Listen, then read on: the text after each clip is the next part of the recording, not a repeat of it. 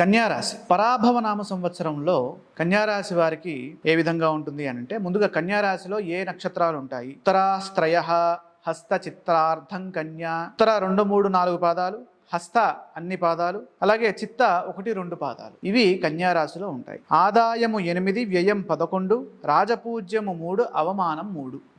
ఇక్కడ వ్యయము కొద్దిగా ఎక్కువగా ఉంది కాబట్టి వచ్చినటువంటి డబ్బు వచ్చినట్టుగా ఖర్చు చేయకుండా జాగ్రత్తగా కాపాడుకోవడం ఉత్తమ ఫలితాన్ని ఇస్తుంది.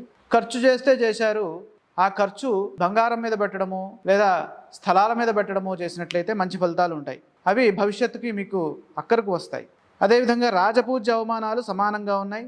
స్వల్పంగా ఉన్న కారణం చేత పెద్దగా వాటి యొక్క ఫలితాలు పెద్దగా నెగిటివ్గా ఏమి ఉండవు. అంటే 3 రాజపూజ్యము, 3 అవమానము. కాబట్టి 2026వ సంవత్సరం అంతా ఈ కన్యారాశి వారికి చాలా గొప్పగా ముందుకు సాగుతుందమ్మా.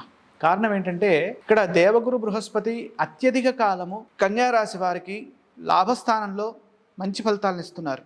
అదేవిధంగా ఇక కన్యారాశి వారి యొక్క గ్రహస్థితి చూస్తే సప్తమ స్థానంలో శని సంచారము గత కొంతకాలంగా కొనసాగుతోంది. అదేవిధంగా ఈ సంవత్సరం కూడా ముందుకెళ్తుంది.